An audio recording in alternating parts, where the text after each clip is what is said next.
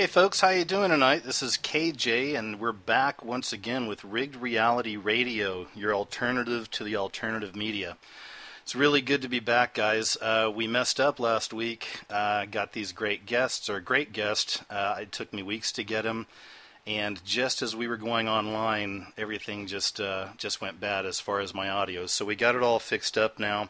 And he was gracious enough to join us again. But our first hour we're going to be spending with Benny, and Benny is from the comedy troupe Joy Camp, and we're going to get into all that. I think you guys are going to love these guys. If you're not already familiar, they have a huge following already, but I think you're really going to like these guys. And then the second hour, I'm leaving open, but I've got a few special guests. I believe Jeff C. from FreeRadioRevolution will be joining me with the latest on the newest but shooting hoaxes out there. I believe Boston is the one he's been covering lately. So we're going to do that. We'll have some open lines as well. Anyway, without further ado, let me welcome Benny to the show. Benny, how you doing? I'm well, man. How are you? Well, I'm great. I'm just so glad you came back to be on the show. Thank you so much for understanding. I've been a fan of you guys, and actually in the last few weeks, of course, I got myself caught up on more, because I originally got into your skits, The Conspiracy Guy, which I loved, of course, and then one of those days I just kind of clicked the link to your channel, and then I found all this other stuff. So without me explaining it to the audience, you just kind of want to give us a background on you, the guys, and kind of how you got into it, and how you would define it. I call it conspiracy comedy, but go ahead. Yeah, sure. How we describe it changes all the time. One of the ones that sticks is comedy awareness. We like that. Another one that someone coined it that I liked, they said, it's not left, not right, just funny, which I also like. That's good. A little vanilla, but I like it. But anyway, yeah, so the background, we basically are getting people to think about, or attempting to get people to think about issues that they don't like to think about, and making issues that aren't funny somehow funny, which makes them in turn more accessible to people so that they are more willing to listen and investigate, but also relax a little bit if you're of the mindset of, investigating these things already. That's to remind you to relax, and it's okay to still have fun and breathe, and there's others out there who are just like you, and we're all in this together. As far as the formation of the group, let's see. Kevin and I, Kevin is my partner in crime through all this. We met in college, 11 years ago, and we live together now as roommates, and we also lived together when we were in college. So it's a it's a long friendship now. And I guess we both sort of woke up or became unplugged, however you want to phrase it, around the same time. I was in high school when 9/11 happened, and I remember feeling very strange on that day. Obviously, everybody was suffering a traumatic experience on that day. But I remember just feeling like it was all weird, like there was something weird about it, and I couldn't put my finger on it because I was going through a traumatic experience. I couldn't really identify what it was, but it didn't seem right. So I was waiting almost for information to come out that contradicted what we were being told because it just didn't seem right. So. Yeah. In those days, YouTube was, I don't even think YouTube existed in 2001, or if it did, I wasn't aware of it. So the idea of like viral videos and such didn't happen back then. So it took a couple years, and Kevin and I were in college in San Francisco in 2004, and some little video came to us. I don't remember how. I think it was like Kevin's brother or something sent it to him, but it was about the Pentagon, and it was a 7-minute long video that had no narration, and it had that sort of like dark music, like there's like a very typical conspiracy video music, like deep bass, sort of cryptic. Yeah, I'm guilty of that in my early videos. I know what you mean. Well, it's just, I understand why they do it, but so this was happening, and it was showing all these pictures from the Pentagon that I'd never seen, and then talking about, or like little paragraphs about the size of a plane and how, couldn't have fit into this hole and there was no wreckage, and it was just blowing my mind. And from there, I just became sort of obsessed. And sorry if you hear these sirens. I live right by a fire station. I was going to say that sounds like LA to me. Oh, yeah. Yeah. Oh, yeah. They're saving lives. Yeah. So anyway, shortly after that, a few months after that, Loose Change came out, and I was all over it. And then it was just, man, I just dove down the rabbit hole from there. And now it shouldn't take I'll try to make this long story a little shorter. I'll take your time, man. Go ahead. Well, so I started becoming obsessed, and all the while I was in college, so I had like split focus. So I'm concentrating on my studies, but then I would get home and just be on the internet for hours looking up whatever I could about everything. I mean, I was really going down the rabbit hole, like listening to Alex Jones, watching David Icke lectures, watching any little videos that were around about the Illuminati or The Arrivals. Remember The Arrivals? I don't remember The Arrivals. What are The Arrivals? The Arrivals was from Farhank 501, and he did a whole series called The Arrivals. It was a whole, like, exposing Illuminati in Hollywood. This guy was, like, the OG of all that stuff. Yeah. He quit years ago, but look it up because he left his videos up there, and this amazing stuff. But go ahead. Sorry, just want to interject. Well, for me, it was this thing called the Illuminati Project. I don't know if any of your listeners have watched that, but I guess it was around like 8 or 9 years ago. There was this series of videos. This guy was putting out like one a day, and I stopped watching the whole series, but I remember checking back a couple years later, and he like had 300 parts to this thing, and I maybe watched the first 60, and it was blowing my mind. It was incorporating all kinds of stuff, and so I was going through that for a long time. This never-ending rabbit holes within rabbit holes, just becoming a total conspiracy theorist. A term that I hate, by the way, but yeah, I hear you. Everyone identifies with it, or at least understands what it represents. And then, so I'm waking up during all this, and your first impulse when you wake up is, I got to wake other people up.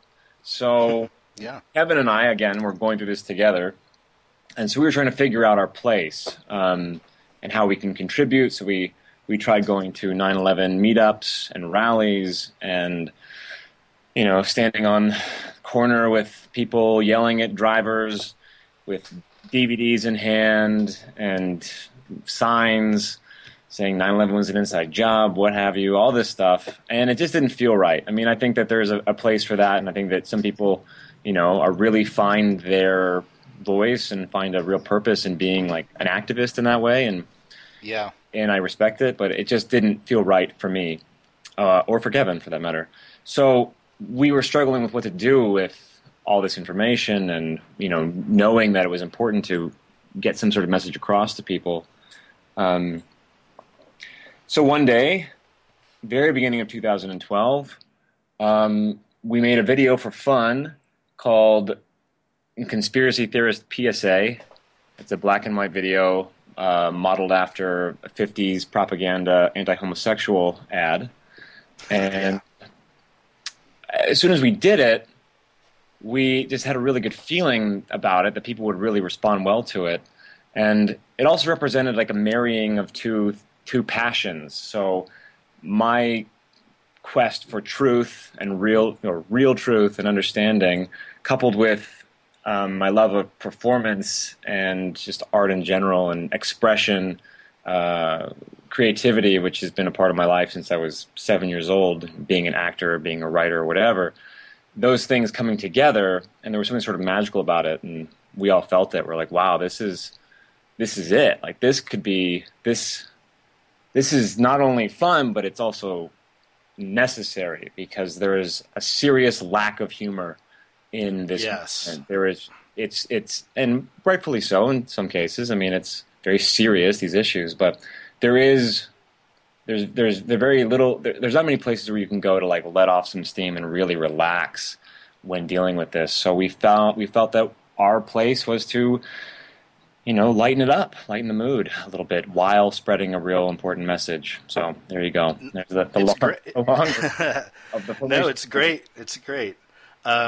Yeah, you guys are the future. I mean, you found, which is I love, that you have your own original voice. That's what I love, and everything you're saying about, that your love of this and your love of that, and the whole love of the genre and the love of the conspiracies and then art, even cinema, because I saw it come out in Dial P for Paranoia. I loved that. I saw that a few weeks ago, but Cool. that was great, man. And you also, which everything you explained, you incorporated that whole losing it phase when we get into this stuff. It was great, man. And who's filming this? Like, I guess you guys take turns directing or whatever, but it's very creative, great effects. I mean, who all does what there? I'm glad you asked, because I'd like to acknowledge our cinematographer. It's Kevin's little brother, Michael Kostelnik, and he's amazing. And he doesn't have any interest in being an on-camera presence. He just wants to film because he wants to contribute, and he's really good at it. And he's such a movie lover. And he works with us whenever we need him. And furthermore, everybody who's in our little group is really good at what they do, and everybody's really comfortable doing what they do, so there's really no clash of egos. We all know our roles, enjoy our roles, and work together really well. So we don't ever have, if there's ever tension, it only leads to a better idea. We don't ever get in arguments or fights or disagreements. We really, it's a very well-oiled machine at this point. Yeah, it absolutely is, man. You guys are just churning them out. And I'm waiting on your next. I know it's been at least a month or so since your last, right. and you'd worked with Luke Rudkowski. How was that experience?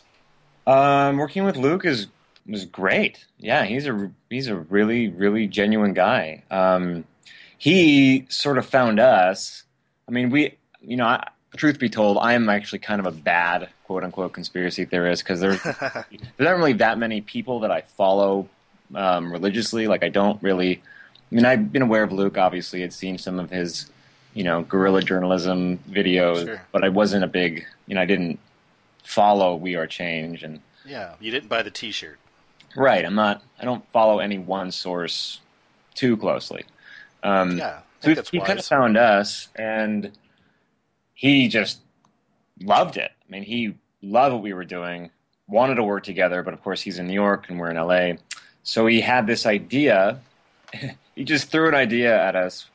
I guess it was last year now. He's like, okay, here it is. iPhone 5 NSA. And that's what he said. So then he gave the idea to us. So then I wrote a script for it. And then we were able to incorporate him in the video. He shot himself doing a little bit for the video in New York and sent it to us. And we had our first collaboration with him. And it actually turned out to be our biggest video to date. I mean, it's been our most popular. We split up the video on 2 channels, so he has it on his and we have it on ours, and combined I think we have 400,000 views or something, which, I mean, by YouTube standards, not that much, but for us, fantastic. No, it's huge. Yeah, it's huge. I mean, and you guys always do well with your awards ceremonies videos, I believe. I know one of them's up there around 300,000, I think. Yeah. Well, the one that has that, the one that you're talking about is our Grammy video from earlier this year, which is us presenting the award for the Illuminati Puppet of the Year. It was great.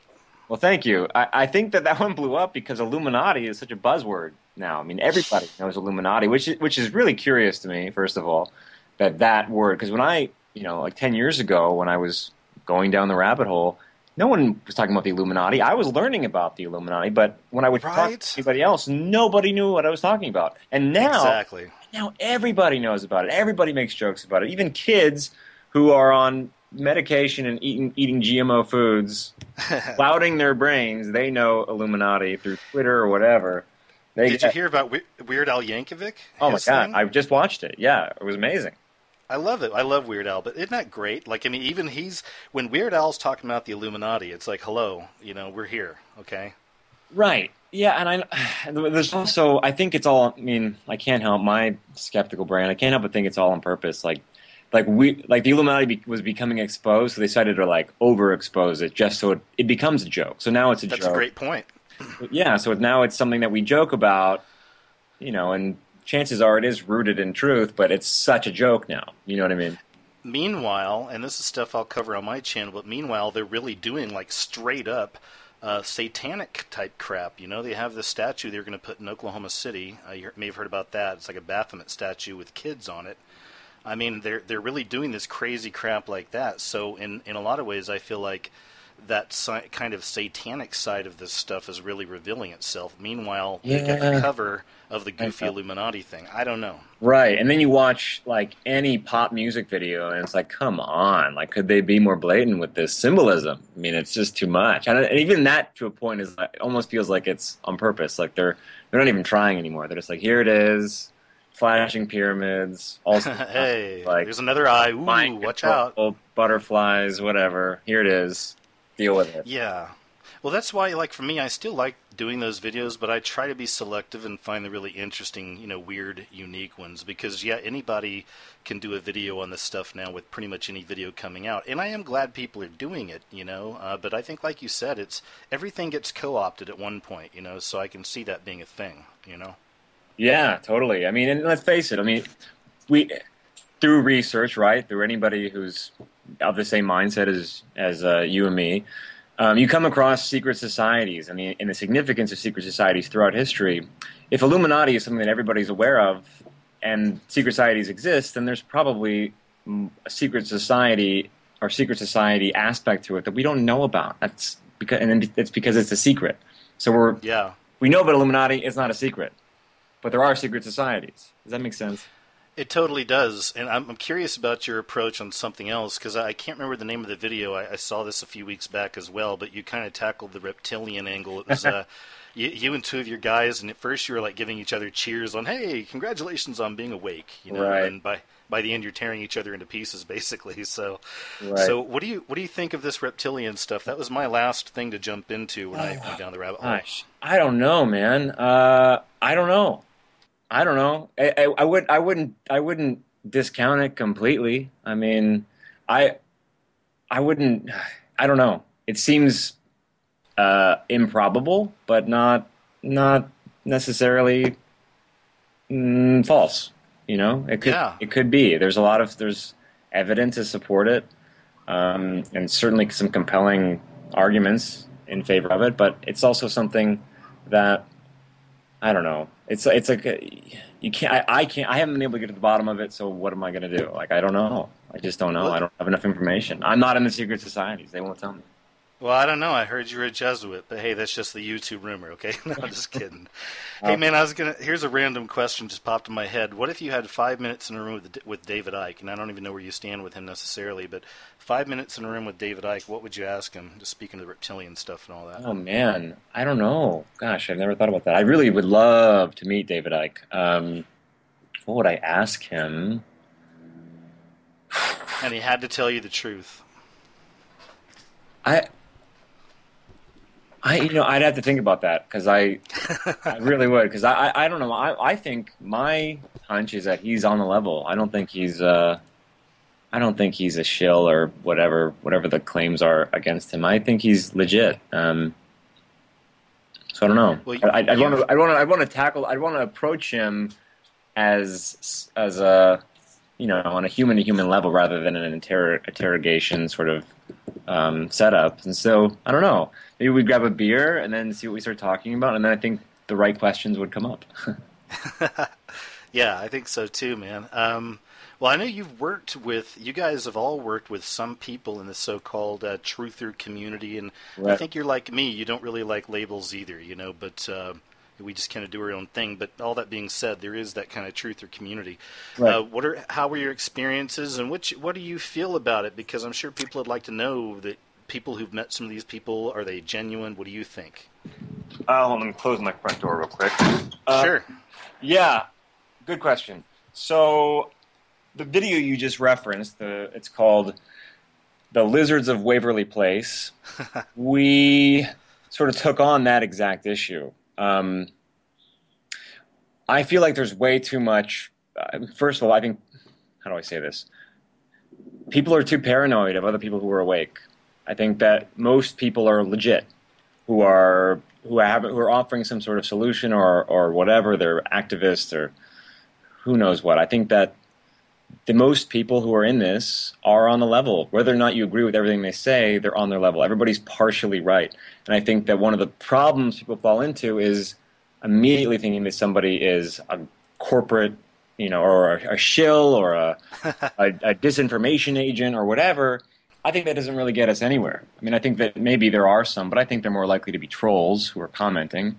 But the people who are the faces of this movement, I think most of them are on the level. And I've met a handful of them, and I haven't haven't had conversations that are too in depth, but at least on a surface level, they seem genuine.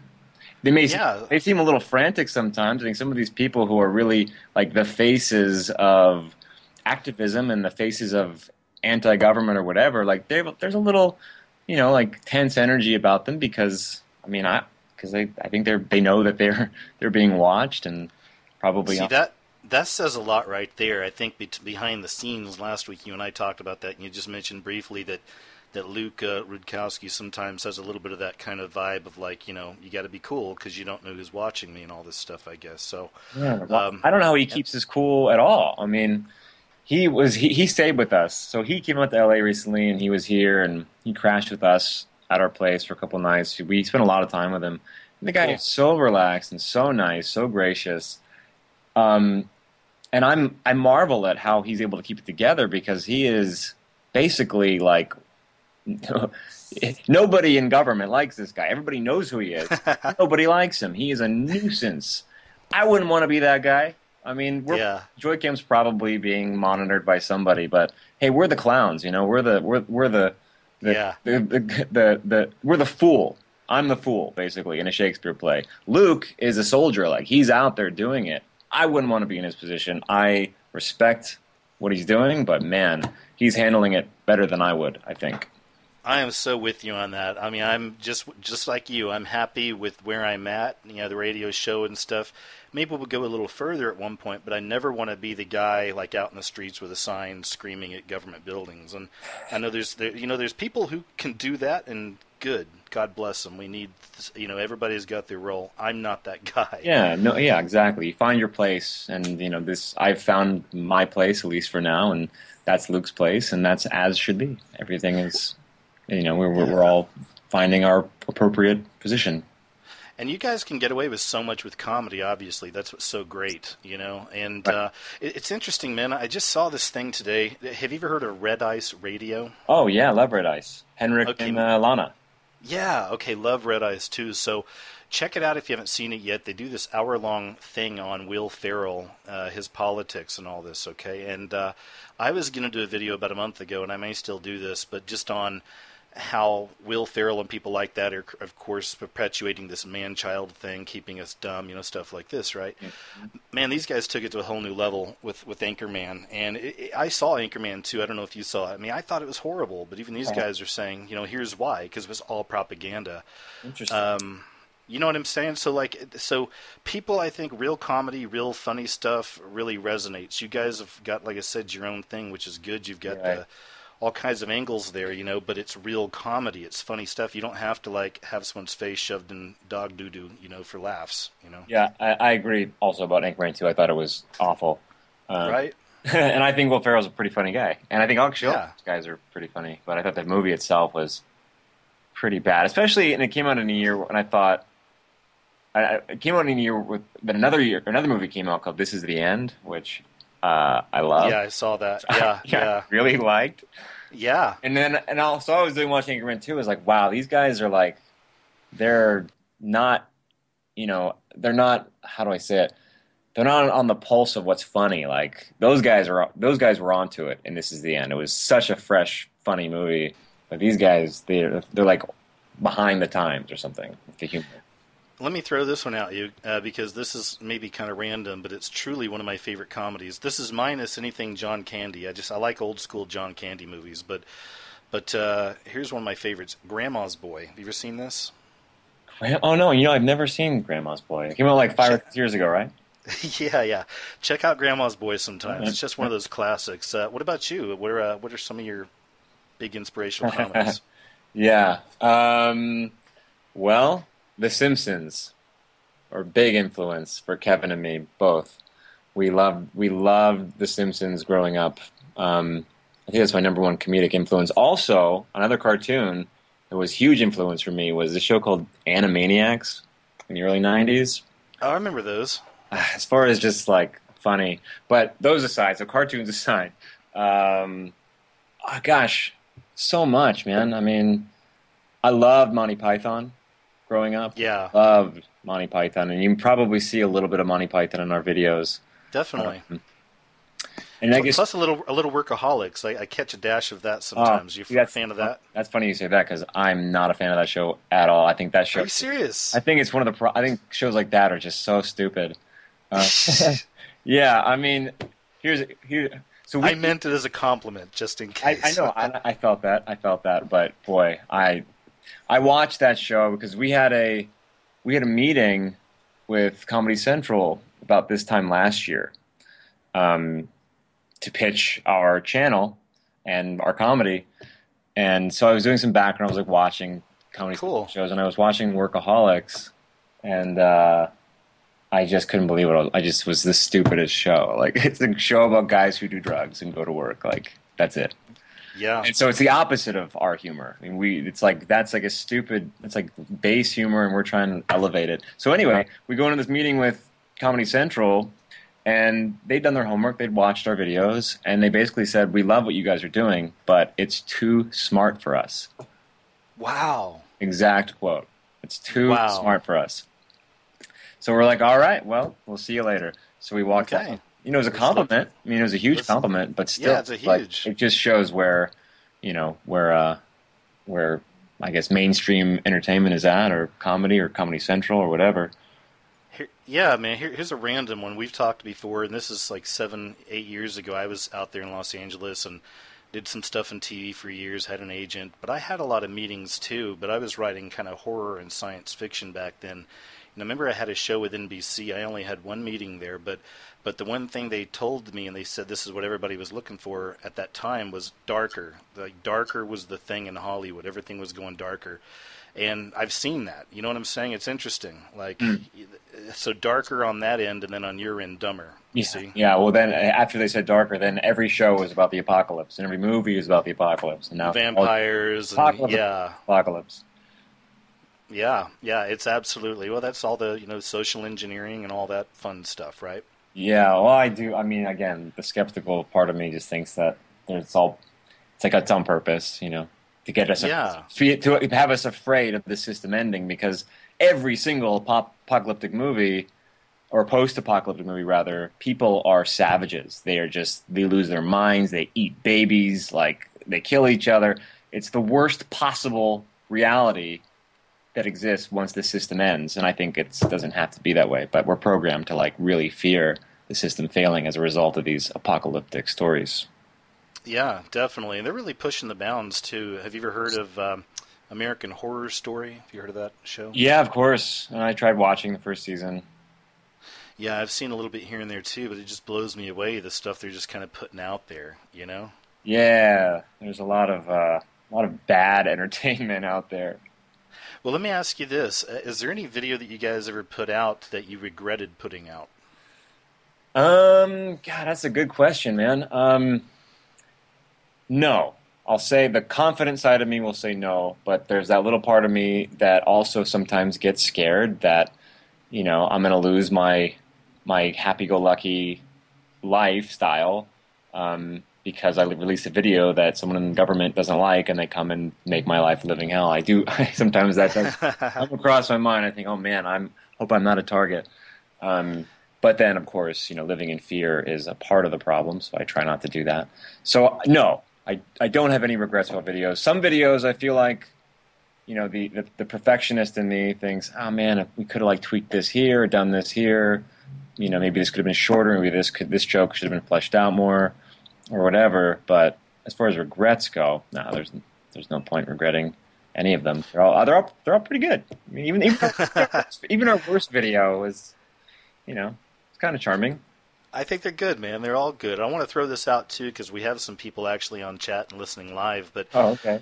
yeah, folks, if anybody out there wants to call in and has any questions for Benny, anything about Joy Camp, or just want to bring up anything in general, guys, the phone number is going to be 786-245-8127.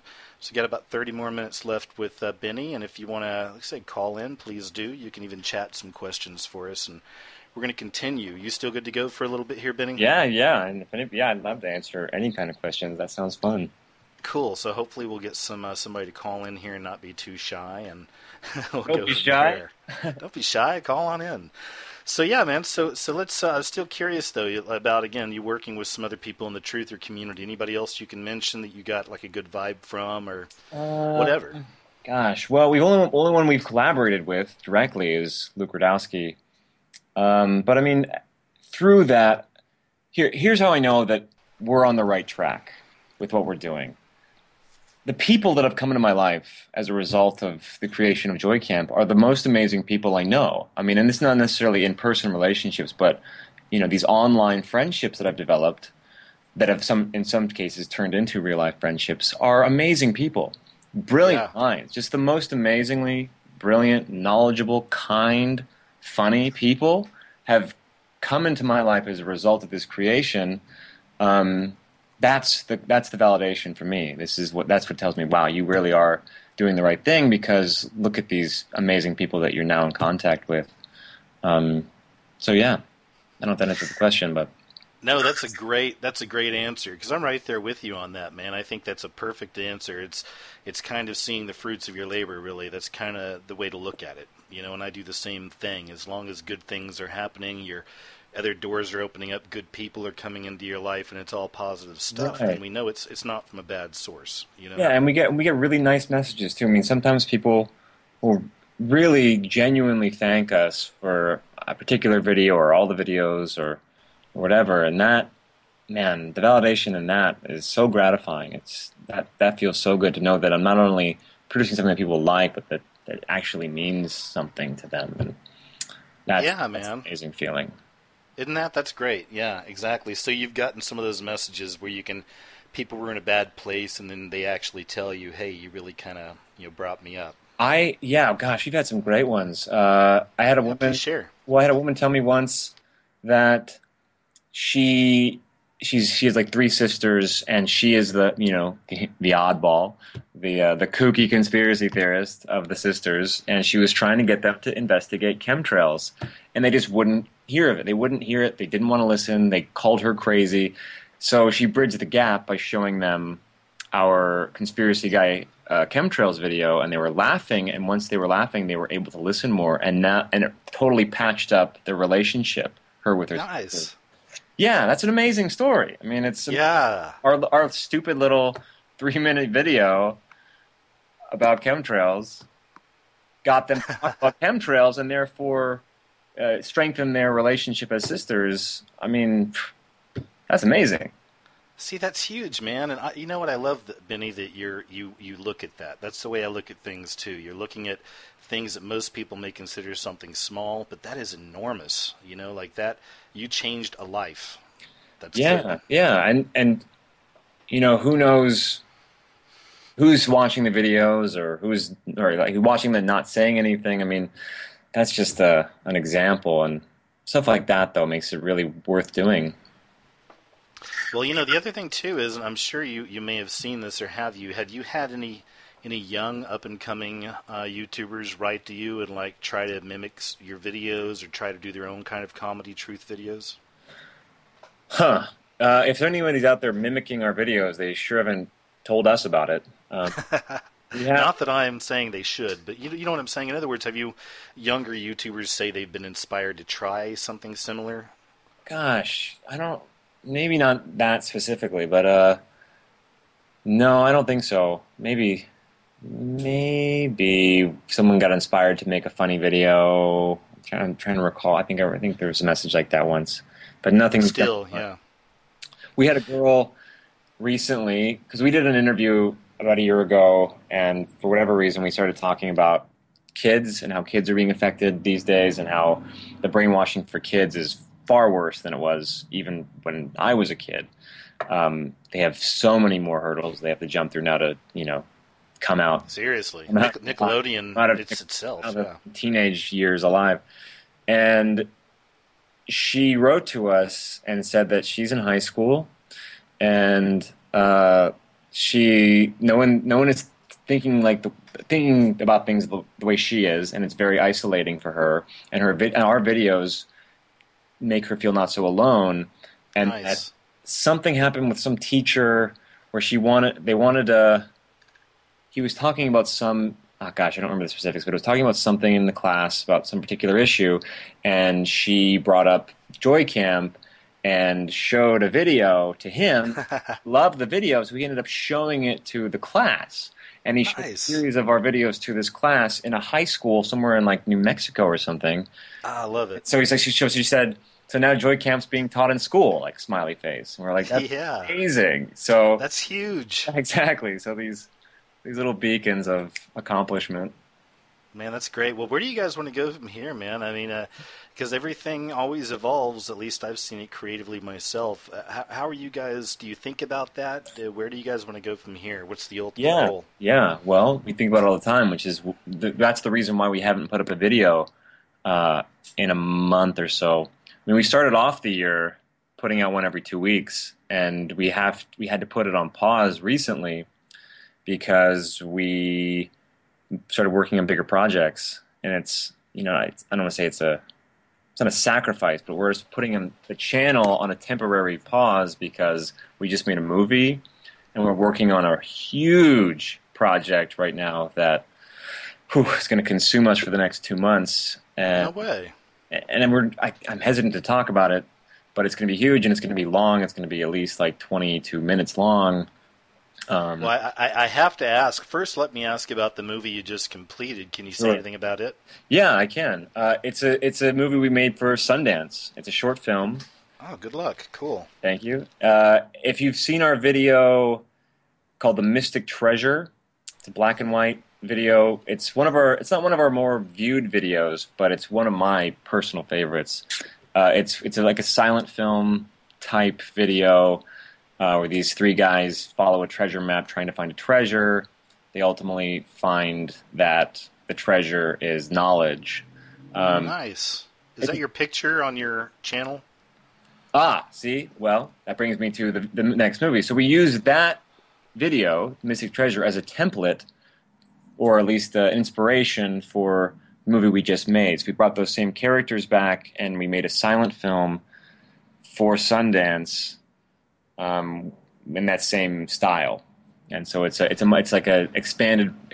I don't want to say version because it's a completely different story, but expanded idea of that, like using silent film characters to get a message about today across. Good. So it's kind of still a message about kind of the similar message about learning is kind of the ultimate treasure, or is it something else? It's something. You don't have to tell us exactly. No spoilers here. Something else. It's more Okay, well, self-responsibility, I think. where can we see it and when? Yeah, that's another good question. We don't really know. I mean, we don't really know what to do with it. We're submitting it to this thing called the No Budget Film Festival here in LA. Heard of it. Yeah, it's a relatively popular thing here. I know people who work there. We had a video in there a couple years ago. We think it'll get in. So assuming it gets in there, we're gonna have a big screening on a big screen here in LA. I think that would be in August. Awesome. And other than that, we're holding private screenings for friends and family and stuff here, but we are hesitant to release it to the public just yet because we want to see what happens with Sure. with the contest we submitted to. Because if Sundance takes it, we lose the rights for 2 years. They have the rights. Right. That's heavy. Did you guys ever enter the 48-hour film festival? Does that sound familiar? We were tempted to, but we did. I did one. Oh yeah. I've been sucks. to help out on one before, but I didn't do it. Yeah, it really sucks because they basically, they kind of they give you the idea and everything, and then you have to go do it, right? So Right, and I like, you see, Kevin and I are much more quality over quantity, and we'd like to take our time, and having something rushed. I mean, I like having deadlines, having something done by, but you know, No, I feel you. That's the same thing. I've doesn't personally sound, slowed down doesn't on sound fun. things too. Go ahead. It just doesn't sound fun. But hey, Yeah, well, so we got a little bit of information on the movie, which is good. Thanks for sharing what you can, and we understand you need to hold some stuff back, and I'm sure we all wish you the very best, and I know you'll keep us updated on your channel. oh, it'll be And public eventually. Most likely this summer. I mean, we're not going to like wait too long to show people because we want people to know, what we've been up to and what some of this donation money that we get has gone towards. Cool. Yeah, we're Cool. Yeah, so it'll be up there. All right. Well, then what about, now I have to ask, like I said, I just did, but now the newest, biggest project, is there anything at all you can leak to us about that? What could I leak? Well, it's our attempt to move the whole idea of Joy Camp to a much bigger platform. Nice. Beyond YouTube. It's not much of a leak, Benny, but thanks. It's a little something at least. Well, are you working with, like, is it big names or something or anything like that? No, we're not. But it's a project with the goal of getting a distributor and becoming an actual show that exists nowhere else than YouTube. Have you? Is this a Kickstarter thing? Have you guys ever used Kickstarter for anything? We have not used Kickstarter or Indiegogo because we wanted to make sure we had the right project in mind in order to ask people for money for. We haven't had something like that yet. No, this is being produced by some other people, some independent producers.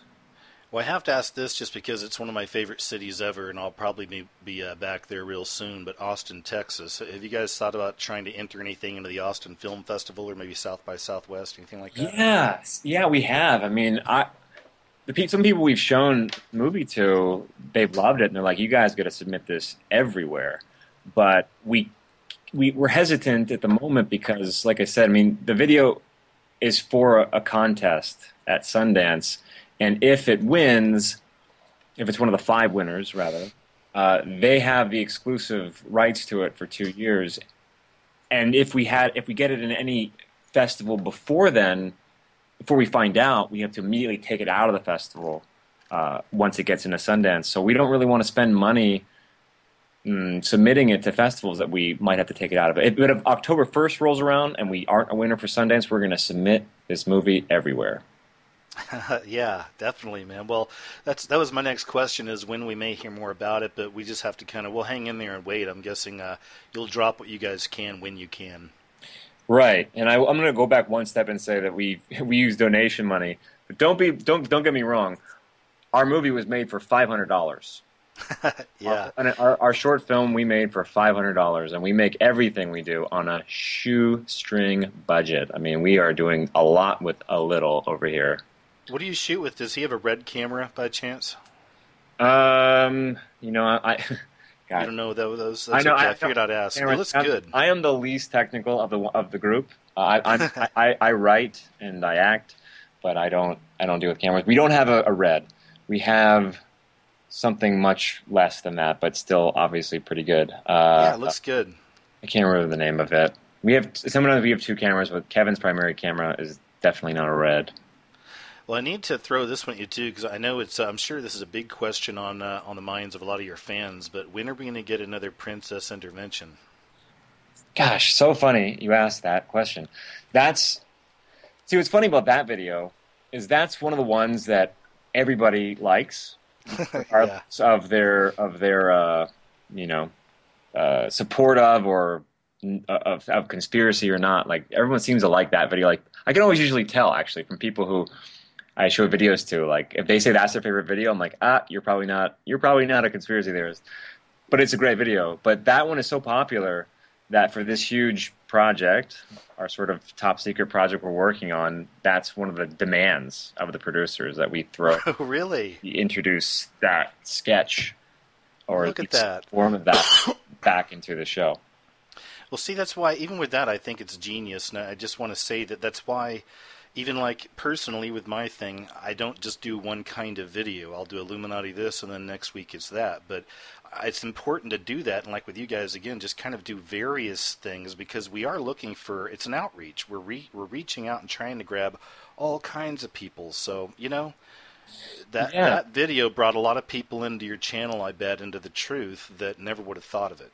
You know what I'm saying? Yeah, totally. Well, and videos like that, and most of our videos, I mean, Kevin and I, even though we are of the alternative persuasion, we're just regular guys. I mean, we like the same things normal people like. I like good movies. I like good food. I mean, we like to laugh. I mean, I have no problem talking to people who are not awake. I'm pretty good at it. Same here. Yeah, same here.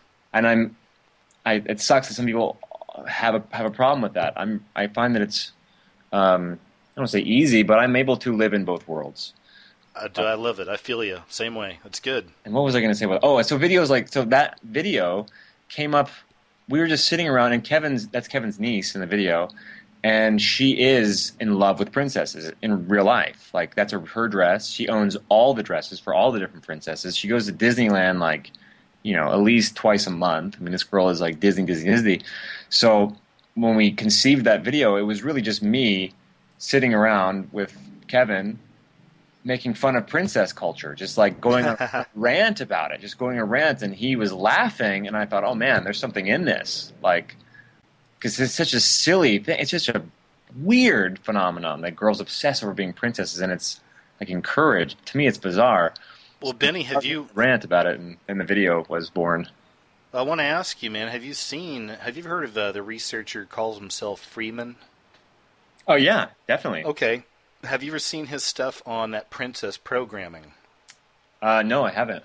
Okay, yeah, because he's got so many videos, but if you ever get a chance, I don't even know what you would call it. Maybe it is Princess Programming with Freeman. I don't know, but check it out because he goes into detail about how Disney has essentially done that to program our girls to have this princess complex.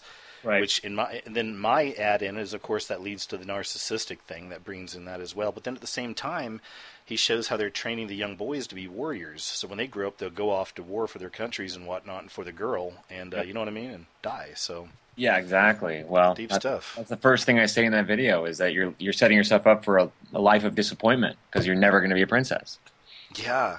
Yeah. Well. Well, there's that. So take that, ladies. Well, I don't know what that means. Yeah, I mean, as far as kids, I could talk for hours about what kids are going through now. I mean, I worked in a middle school for 3 years in LA. No way. Tell us some. Because, listen, man, I every time I get a chance. In fact, 4th of July, I went back to Austin, and my friend out there stayed with him. His wife's a teacher. And I always like asking questions about the kids. Is there hope? How's it looking? Things like that. So what was your experience?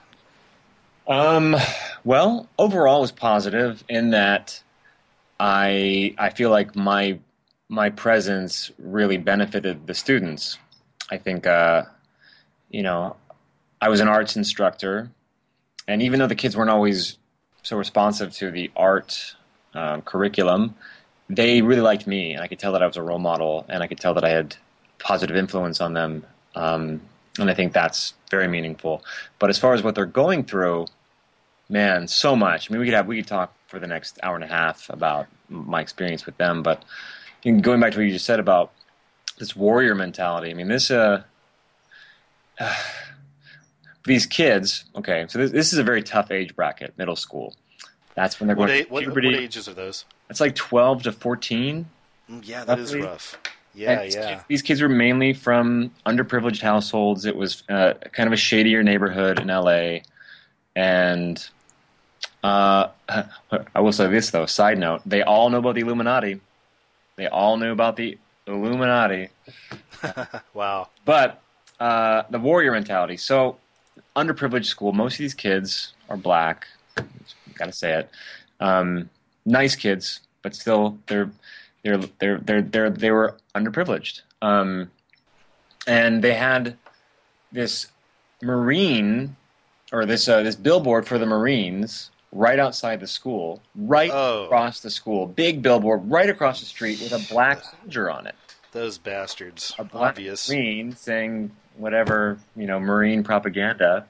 That's what these kids are going to school and seeing every day, seeing this. And meanwhile, they're going home and they're playing games like Call of Duty all long. Like, this is their favorite game. I mean, I remember one time eavesdropping on a conversation between three boys, and I heard them talking about guns. They were talking about very specific aspects of guns and what they could do, and they were having a discussion about different types of guns, and it was blowing my mind because they're in 6th grade. And I walked over to them and I was like, you guys shouldn't know this much information about guns. Like, you shouldn't be talking about guns like this. And they said, no, we're not talking about guns. We're talking about a video game. And I was like, oh, wow. So this is what they're learning and just immersing themselves in. I mean, most of them, when you ask them what they want to be when they grow up, they say either basketball player or video game tester. I mean, it's like that's what they want to do. Yeah, see, look at that. Talk about setting yourself up for disappointment. Yeah, meanwhile, also, all these kids, all of them, I mean, like 80% of them were on some kind of drug for their learning disabilities. Oh, boy. They're overdiagnosed learning disabilities. Totally. Which is insane to me. It's insane because they can't sit still. First of all, they're on their snack break and their lunch break, they're eating food that is making them crazy. I mean, the difference between these kids before and after lunch, I mean, it's night and day. They go to lunch, they eat like flaming hot Cheetos and really sugary foods, and then they're drinking soda, and they're bouncing off the walls. No wonder they can't concentrate in class. Yeah. And then furthermore, they're learning stuff in their classes that, is not education, it's indoctrination. Look at that. That's such a witch's brew, isn't it, for the New World Order, the conditioning of these kids. It's like they got the crap food going in them, so it's already dumbing them down. Of course, you got chemtrails out in the sky, and we get down the list, fluoride in the water, and then they go into public school and get indoctrinated. Music videos that are, subliminal messaging them, right? And the video games and all of it, the vanity and status. Anyway, but so isn't it a miracle that some kids can come out good? I know you saw some good kids, right? Well, that's what I said. That's what I was saying about that girl who sent us the email. So she basically reached out to us because I was going on a very similar rant like this in another interview, and this is what she was responding to and saying, "Hey, there's hope because I'm out here. Here I am, and I did it. Like I got through that." So it was really nice to hear. But I know, based on what I saw in that school for 3 years, I know that if I were a kid right now, I would have been diagnosed with attention deficit disorder. I don't have it, but I never was able to pay attention in class. I was one of those kids who loved recess and PE and didn't care at all about what I was learning. I just didn't care. Same here. It wasn't that I knew that I was smart. I didn't think I was dumb. I just didn't care. I would just zone out. And with that behavior now in school, you're immediately diagnosed because the teachers are trained to look for the symptoms. And the parents are trained to look for the symptoms to tell the teacher about the symptoms. So they're all like watching, they're waiting for the kids to show the symptoms. They're waiting for these kids to show these quote-unquote symptoms of attention deficit disorder. And then they get put on these mind-altering drugs. It's such a mess. I was on one end of that. I was a medic in the military. I was in for a pretty long time, but I was active duty. And at one point, I was actually in a clinic, and I got to see patients all day. I'd see maybe 20 to 30 people a day. I was on a big base at the time, so we would essentially do the work of a doctor on a lesser level, and then we'd take our work to the doctor. He'd look it over, sign it, whatever. But point is that right around that time is when this was really kind of kicking in. We were seeing a lot of that, and the government gets it first anyway. So I remember being there on the receiving end of that when they really started diagnosing more and more of the chief's kids and this guy's kids and that gal's kids with these disorders. I remember us having to learn about that stuff. Yeah, and don't get me wrong, I'm not saying that it's all just a big lie, that there's no such thing as, I guess, a learning disability, even though maybe I lean in that direction. I don't want to piss anybody off or anything, but no, but I'm with you. Overdiagnosis for sure. Totally. Yeah, it's totally overdiagnosed, all that stuff. And it was really frightening because I would see the follow-ups with some of the kids after having to give them Ritalin and whatever else we gave them back then. And they'd come back within like a month and just not be the same child, obviously, just sitting there quiet like a zombie, you know. Exactly. So, yeah, it just strips them of all their individuality, especially in a time when their entire physique and body and mind is growing. I mean, that adolescence, it's in hyperdrive. Like, you were changing. The last thing you want to do is put chemicals in there that's going to mess with some natural, growth. And it's weird. I always wonder how many of these things are made to work in conjunction. I don't know how deep it goes, but something from a chemtrail mixes with the fluoride in your water and the food, and who knows, But I mean, the whole point of it is, and obviously we can't worry about this stuff. I think we've talked about this, but with these kind of subjects and all that, I enjoy this stuff. I'm an investigator in nature anyway, so I enjoy thinking of all these things and looking into it, and I don't get spooked and scared. But that's because I do what you do, is I separate it. I have a life with friends and family and life, and Yeah, absolutely. I mean, it's important to have balance for sure. Well, hey, we're coming up on the top of the hour. I know you need to go and you've got a few things to do, so we have a few more minutes left here. Is there anything you'd like to plug? Anything, how do we get in touch with you? How do we find you? YouTube channel, all that? Sure. Well, first I want to say, anybody who is listening who maybe is already a fan of Joy Camp, we're not just quitting. Like, there's a reason why we haven't been active on the channel. It's because we are trying to take Joy Camp to the next level. We want to go beyond just being a YouTube presence, which, it's not that has been great for us, and we want to keep the channel, but we want to keep moving forward with what we're doing and expand with our ideas and, really make good work. So there's that. Second, we are, like I said, working on a shoestring budget. So if anybody likes our videos and thinks it's, wants to see more, we have a donation button on our channel and on our website. Anything helps us. We're definitely not putting any of it in our own personal bank accounts. It goes, every dime we get either gets put in our group account, or it goes towards equipment or whatever we need. So very helpful. And spread the word. If you like our videos, share them. I mean, they're there to be shared, and we think that it's a real important aspect to this whole movement is humor, and we're not trying to profit from it. We know we know the topics we're talking about. We're not trying to cash in on conspiracy. Like, Kevin and I are very knowledgeable, and we take everything seriously until we make light of it. Like, we will do the research on a particular topic because we don't want to be misinformation agents or disinformation agents. We want to do stuff that's genuine and honest and hopefully helpful. Well, I think you guys are. You're doing that and more, and it's more than a worthy cause.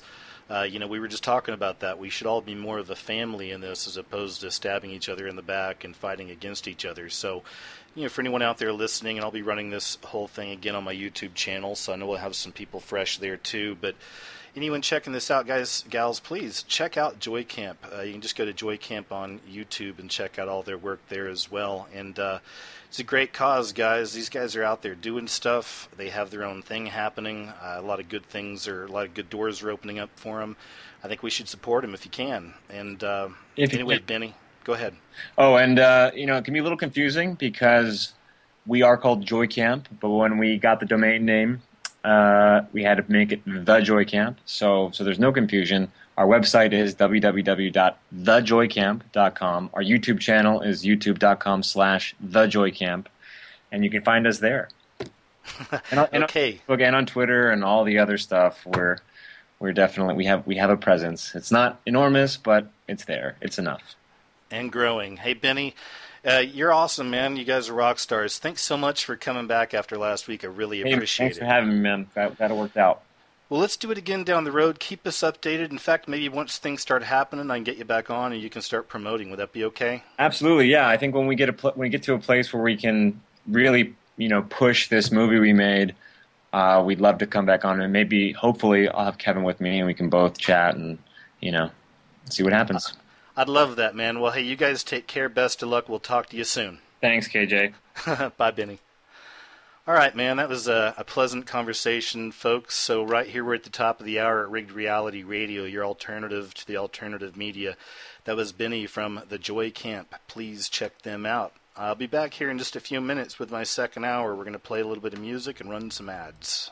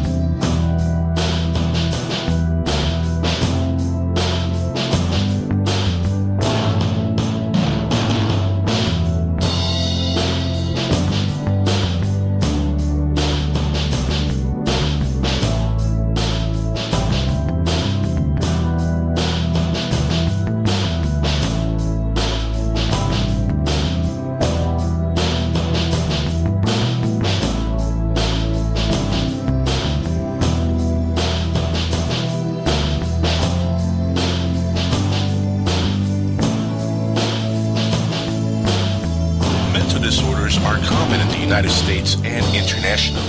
An estimate 26.2% of Americans ages 18 and older suffer from some sort of mental illness.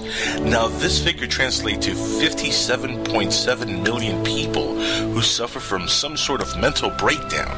If you find yourself laying in bed on a Sunday night, hearing voices while you're trying to sleep, well, it might not be that demonic being from another dimension trying to kill you where you sleep. It might just be your mental illness starting to kick in.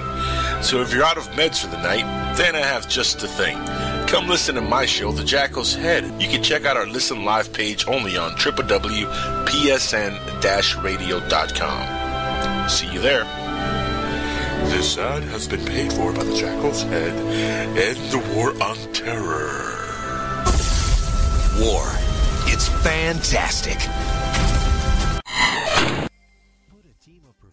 Consultants behind your home or business computer with Key Information Solutions, providing solutions to your internet and computing needs while keeping you on the cutting edge of technology. Preventative maintenance and networking support, hardware and custom-built computers. Let Key Information Solutions be your personal tech staff for your home or office with affordable hourly, monthly, or annual rates to fit anyone's budget. Call Key Information Solutions now. 954-973-3374. That's 954-973-3374. Or visit keyinformation.com. All systems are functional. And I'm going to pass the reins to Mr. Jackal, the new king of radio. This is the Oz Man, one of the voices in the Jackal's head. Are we alone in the universe? Now, I have a voice from the Jackal's head. Is there life after death? I'm Nick Pope, and now I'm a voice inside the Jackal's head. Is the government keeping secrets from us? This is Stephen Bassett, and I am now a voice inside the Jackal's head. Will the Cubs ever win the World Series? I am now a voice inside the Jackal's head. And that was Lloyd Pye. And who the hell are these voices inside my head? Listen live on the Jackal's head and find out.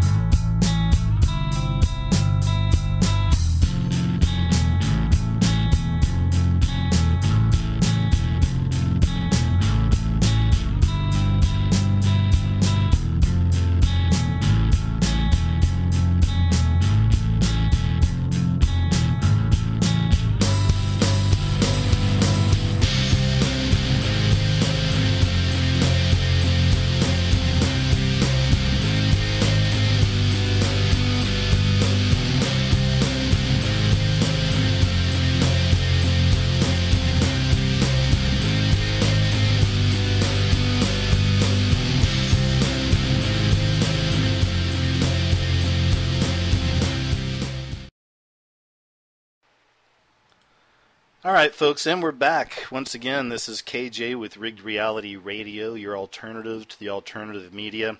We had a great first hour with Joy Camp, the Joy Camp, that is, excuse me.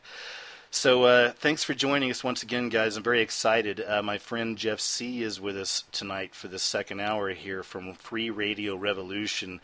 I've been a big fan of Jeff's for a long time. He did a show with me a while back because Jeff's really in there as far as investigating a lot of these shooting hoaxes that are happening. And in fact, that's why even personally I've slowed down over the last 6 months on these kind of videos, because there's guys like Jeff out there. There's Team Wake 'em Up, of course, and a handful of others really that are just, spot on. So anyway, Jeff, thanks for joining us, man. How you been?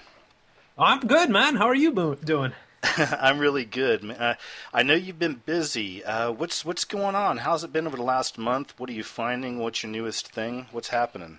Well, I've been doing a lot of work recently into the shooting that happened in Houston, which I'm not sure how familiar your listeners would be, but a lot of the hallmarks of a false flag or hoax can be seen in this one. So a lot of attention in there. And of course, today I was looking into the flight MH17 that was allegedly shot down. Well, it looks like it was shot down over the Ukraine, and speculating on whether that could be that missing MH370 plane that we all know and love so well. Yeah. I'd seen a little something on that. That's very interesting. What are you finding? What kind of connections? Anything? Okay, well, we could start. You want to start with MH370? Man, go for it. We got an hour, and I love hearing the full breakdown. So yeah. Awesome. I haven't done. Well, I did some videos in the past dealing with MH370 and the Boeing uninterruptible autopilot, which is this system that they have within all these Boeing planes. I learned this from Field McConnell of Able Danger, who used to fly these planes, and launched a lawsuit against Boeing because they were withholding the information from the pilots and all that. So basically what it was is that the air traffic towers throughout the world are equipped with the ability to take over these planes and control their destination. The whole thing that was crazy about Flight 370 is that they seem today, with drones up in the sky and satellites, they seem to be able to trace anything, right? But somehow they can lose, a giant plane and run us through hoops with all these different conspiracies. And the funny thing about the conspiracies dealing with that one was that most of them seem to be coming off the corporate media, not from so much the conspiracy guys like us, And so today, of course, there was a plane that was shot down. It was the same model. It was a Malaysian Airlines MH17, and it was shot down over eastern Ukraine in a territory that is controlled by pro-Russian forces in Ukraine. And that is exactly where the war is happening. Now, this plane was flying at 33,000 feet, which is only 1,000 feet over what the minimum that you're supposed to fly over this region because of the anti-aircraft artillery that they have on the ground. So the fact that this plane was even just flying so close at such a low altitude is very suspicious as well. And right away, the corporate media, especially Fox News, just come out and pretty much pin the blame on the Russians, not coming out so much and saying it fully, but really insinuating that it was the Russians that are involved with this. So there's a lot of very suspicious things. I went through the photos. I just put up a video. And, the photos of the wreckage are extremely convincing. I mean, there's no doubt that a plane looks like it's been, ripped apart. And there's apparently 2, maybe 3 different areas because it was hit in the sky, at 33,000 feet, and probably split 2. Sorry? I'm sorry. I wanted to say right there, I love the 33,000. So to me, there's my occult connection. Ukraine is interesting to me, and I'm glad you're going in detail, man. I didn't know this much about this yet. It's kind of a new thing, and I've been off and on the last couple of weeks with YouTube, just kind of going out of town and stuff. So, but it's good to know because I've already got a video where I've compiled weird things about the Ukraine over the last 2 years. Anyway, there's a lot of things there happening, but this is just another one, man. So, I'm sorry, I just wanted to interject real quick. No, but absolutely. Please continue. the occult symbols are strong in this event, and many people have touched on it. Of course, people know the triad, which is the symbol, and the double triad that you have on the Malaysian Airlines. 33,000 feet is where the plane was hit. Now, there was two different, or as I said, 2 or 3 different sites where the wreckage came down. That were, so it looked like, to me, it looks a lot more realistic than, say, Flight 93 wreckage. But then what I noticed was some very, things that really stuck out for me. For one, there was photos of the victims. And, obviously, if a plane goes down with 275 people, you expect there'd be almost in every photo of the wreckage, there would be photos of the victims. Now, a lot of the photos I saw of the wreckage had no victims, and then some of them, of course, were blurted out. To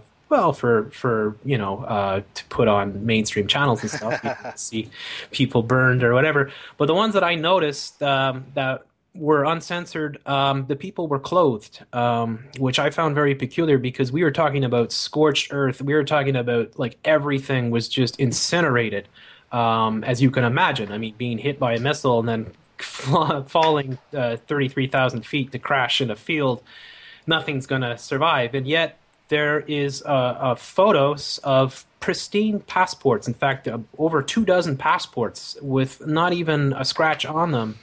Very reminiscent of course, 9/11, where they were able to find one of the terrorist passports 4 blocks away in pristine condition.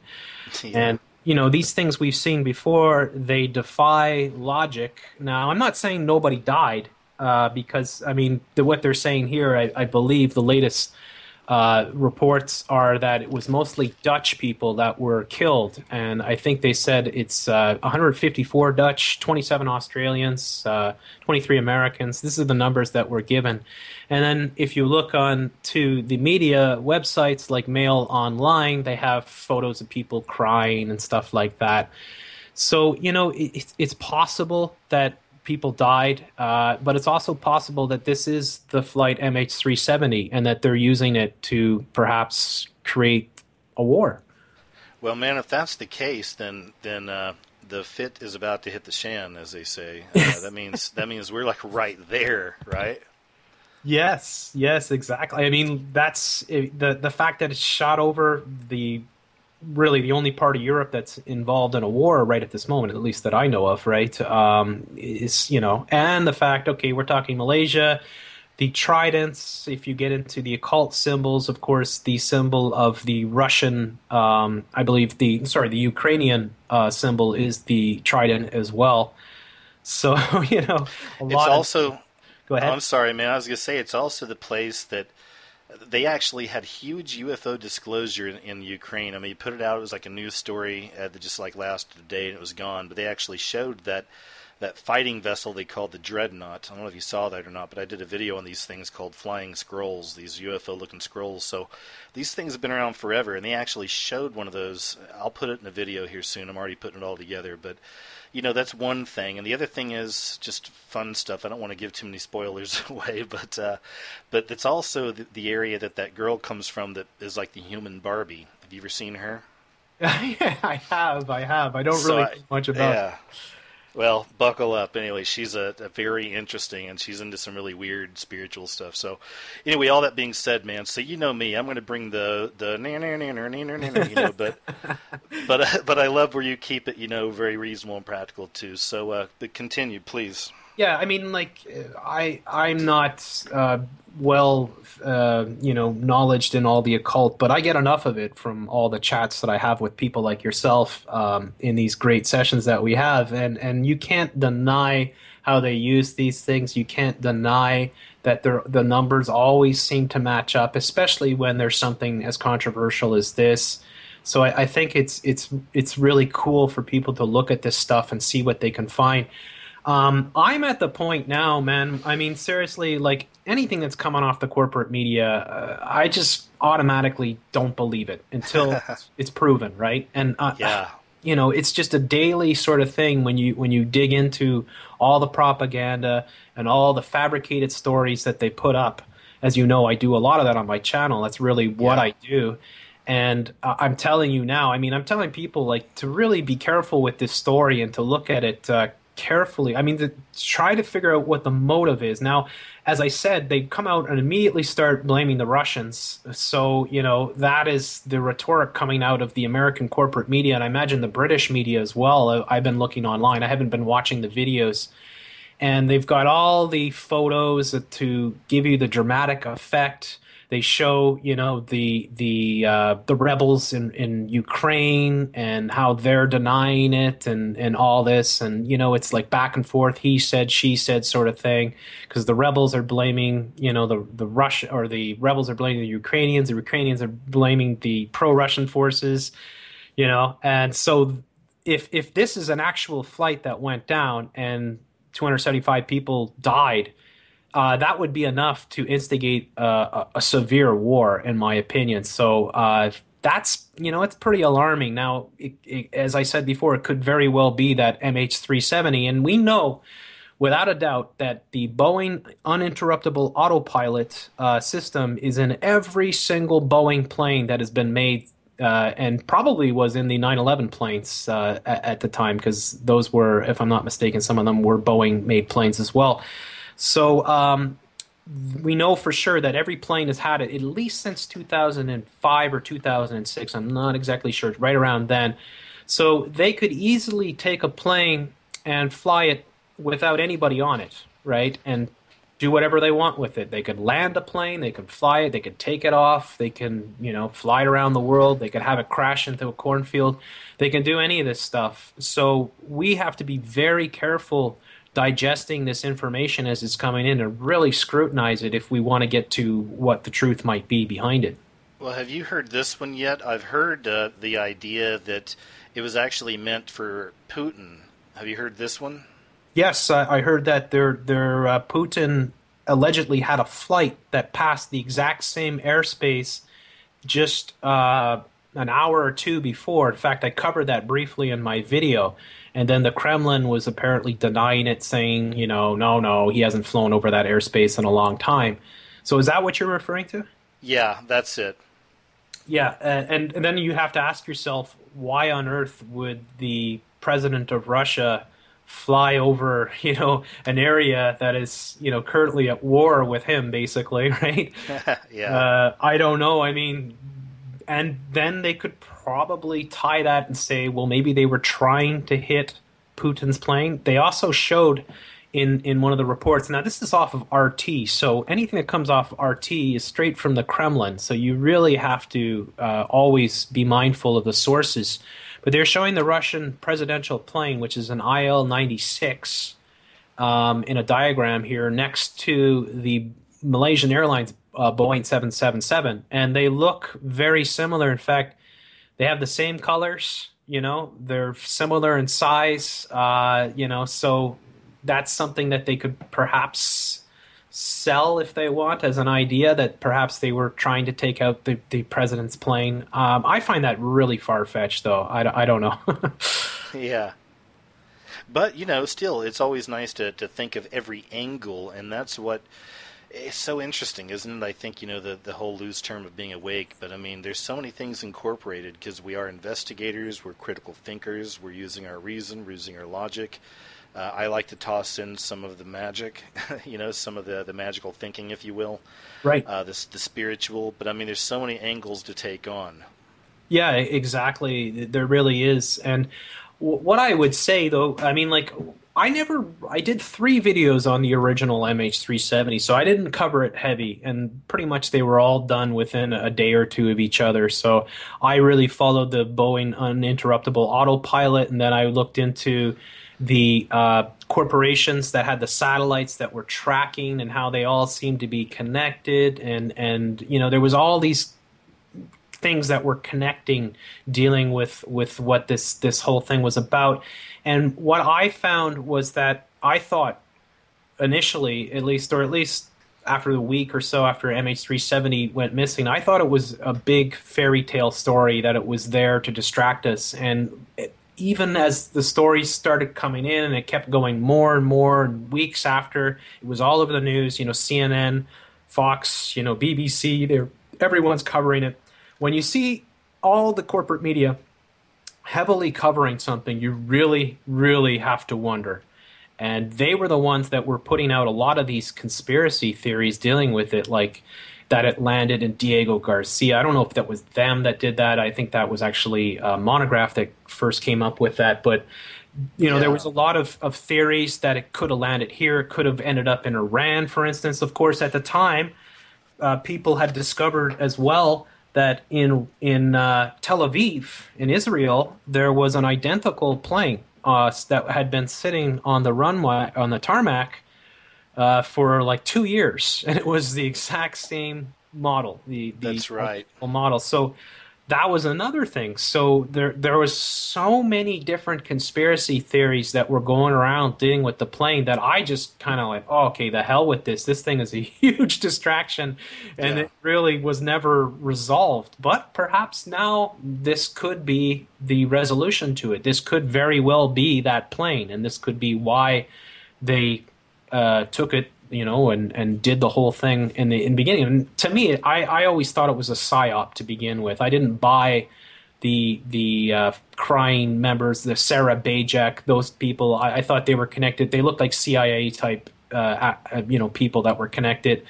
And so I didn't buy all those stories, and I thought it was a big distraction, and nothing really ever concrete came out of it. Like none of the theories, all the different speculation, none of it was ever really proven. So that, as far as we know, that plane is either never existed, is in Diego Garcia, is in Tel Aviv, or just crashed, in Ukraine. So where does the truth begin, or where does the lies end and the truth begins?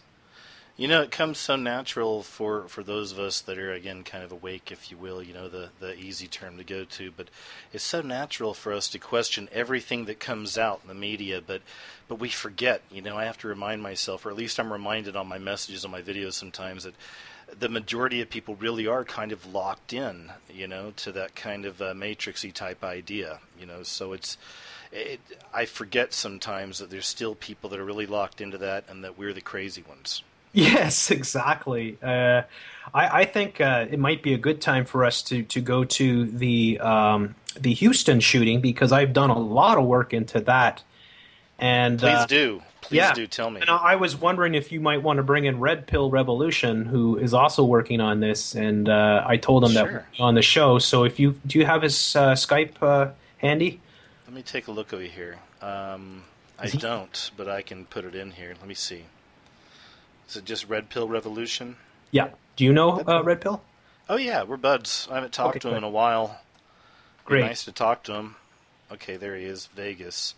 Let me see if he'll come on. I'm going to try to add him to the group. Yeah, exactly. That'd be great, because he's been covering this, and he has done some real recent stuff on it, and it would be a real good sort of source to hear from. Cool. Let's see. Hopefully he'll answer. I think he's online. He was just online with me before, so he should be there. Oh, okay, cool. Let's see, it's calling. Hey, man. Call failed. I'll try one more time.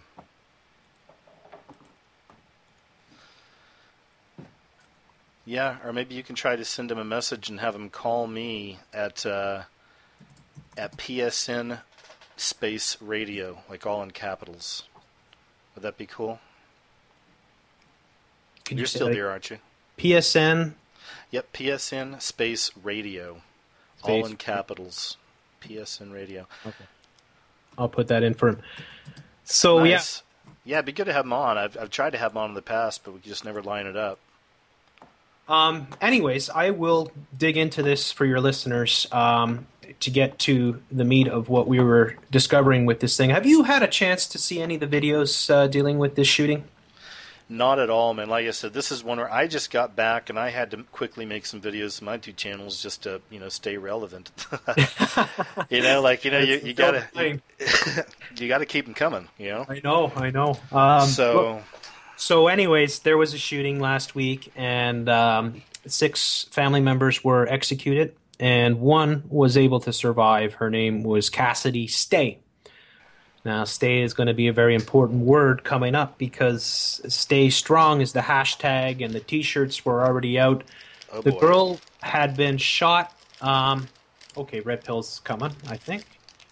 Is he? Cool, let me check. Could we hear him from your end if you answer? Can you add him to the group? Let me see here. Okay, cool. Oh, you have to... Okay, yeah, I'll try to add him to the call that we're in here. Hang on a second. Nice. Let's see. Folks, thanks for being patient out there. Don't worry, the wait will be worth it. These are two great researchers. I think he's here. Looks Is like. he? Red Pill, are you there? Or it's still coming in, so we'll see if he comes in. Okay. Anyways, yeah, it's always a drag to get these connection problems ironed out. Hey, but that's all right, man. I'm glad to have you on. I'm just glad I don't have dead space, and I'm glad I get to talk to a friend, and so go for it.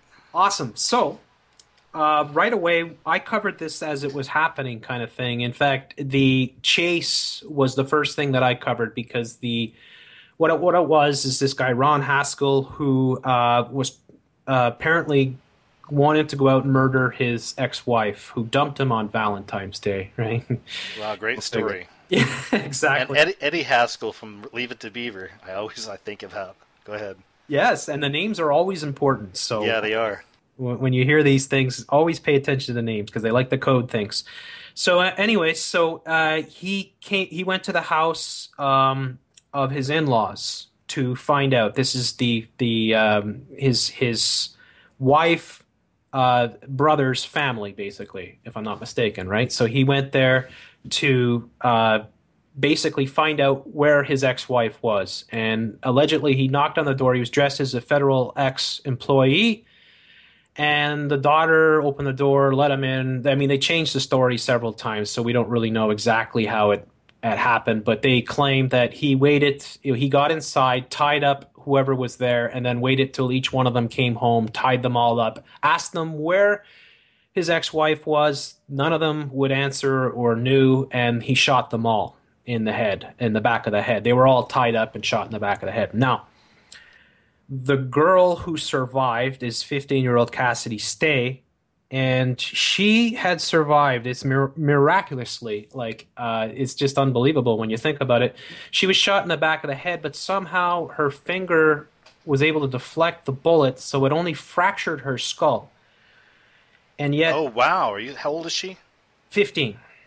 You know, I mean, I just want to throw this out there really quick because you did a great video when the girl that was shot 5 times and had a Band-Aid on her knee. Too bad Exactly.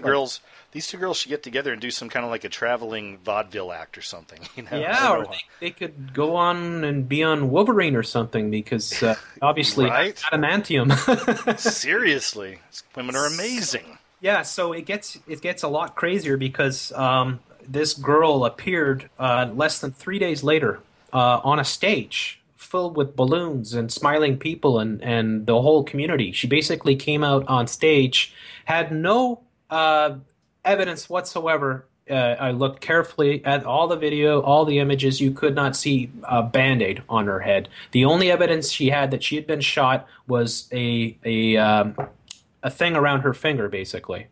Right? Whatever you call that, a split, right, or whatever. Yeah. Your finger.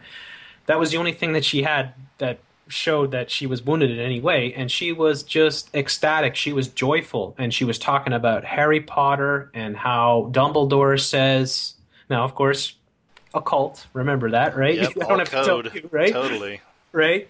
Yep. Dumbledore says that happiness can be found even in the darkest of times if one only knows where to turn on the light or where to look for the light or something like that. I don't read Harry Potter, so, but right. So when I saw that, I was just like, oh, this is a hoax. It's a total hoax. There's no way. I mean, first of all, would you ever put a girl on stage who was 15 who had just witnessed her entire family executed?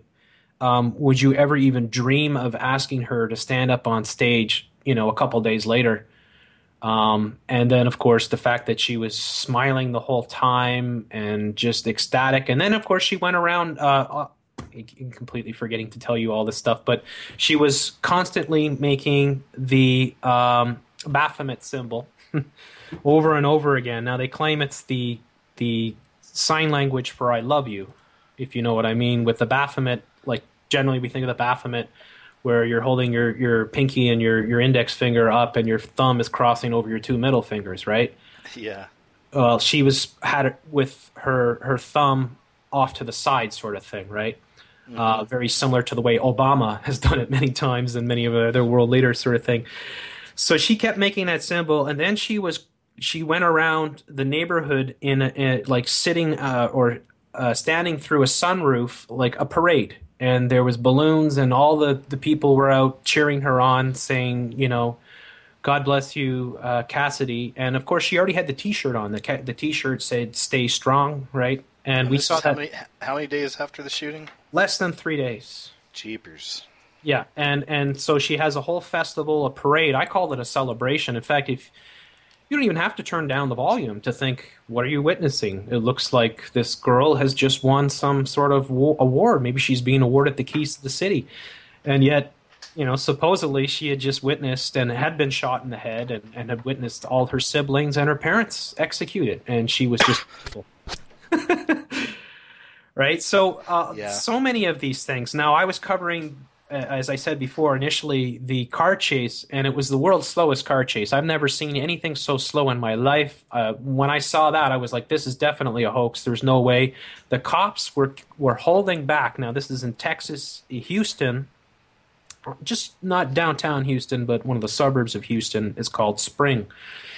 And they were holding back. This person was driving often at, maybe 30, 20 miles an hour at times, even stopping at intersections, slowing down, and the cops would keep their distance. In fact, cop cars would race ahead of her, or him, this guy, allegedly Ron Haskell, in order to clear an avenue for him.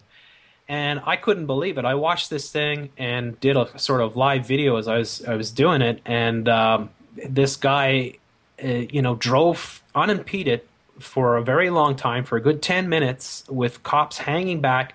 At no time did they ever try to take him off the road. They had plenty of clear spaces, no other traffic. They could have easily just, cordoned him off or used a pit maneuver to take him out. He wasn't going fast at all. He had already killed a bunch of people, but no, they let him go. They cleared the road for him, and then eventually, at one point, you see a very half-assed attempt by a cop to throw a spike strip, which supposedly catches the back tire, I think it was the back left wheel of the vehicle, and then the whole thing is being recorded from an aerial of a helicopter, right? And so you can see it all happening. And I've seen a lot of these cop chases. I've never seen anything so slow and staged in my life. So this guy eventually pulled into a cul-de-sac, right, conveniently, and then sat there.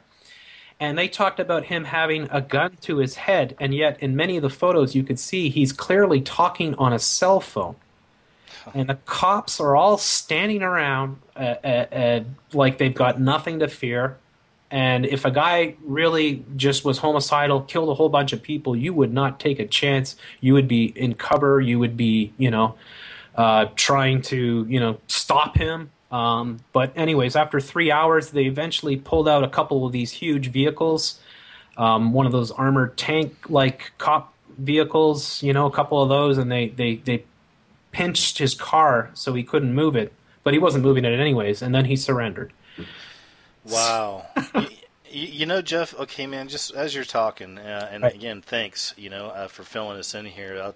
The bigger picture to me is so sinister. If it's really all connected, whether it be through some satanic type thing, whether it be whatever we want to call it, but Freemasons and Order of the Eastern Star, whatever. But if it's all really that connected and they're getting this so, like, for us, blatant about it, which has been happening now for a while with these things, wow. I mean, how big do you think this is, though? I mean, how really connected is it, and what do you think the source is ultimately? Well, they're Mormons, so we've seen Mormons involved in several of these events, notably the Sandy Hook, where the Parker family, Robbie Parker, of course, smiling Robbie Parker, they were Mormons. The Mormons have very strong connections to the CIA, also into MK Ultra and all that, so that is something that people should definitely take into account. The whole... I don't know who necessarily... I mean, this is why I wanted Red Pill to come in, because there's a fellow with the name Jody Dillinger who was the one that set up the donations page. And, of course, that's the whole thing, right? The donations page is there instantly. They've already got close to I think they've raised it because initially their goal was 300,000. Then they raised it to 350. Then they raised it to 375. Now it's last time I checked, which was yesterday, it was at 400,000. So they just keep going for more and more. They had a restaurant chain called Chick-fil-A, which donated 20% of their sales to Cassidy Stay. So there's a lot of money being made, and we always see that with these events. I mean, it's always the same thing because these people have to be paid, all the actors involved, and that's how they do it. Wow. Yeah, I love that angle. That's the Mormon angle. It's interesting. It reminds me of around the time. It's been just a few years or so now, right? But since Romney was running against Obama. I don't remember this or not, but on YouTube there was this huge campaign for Mormonism. It was all these commercials like the common saying was, "I'm a Mormon," or something like that. Different cool hipster-looking people riding motorcycles or whatever, and right. I'm a Mormon. You know what I mean? Do you remember that? No, but I remember, of course, Mitt Romney and all that. So yeah, there was that. But there was a big Mormon whole thing. Like I couldn't watch any video concerning anything without seeing a Mormon video. So.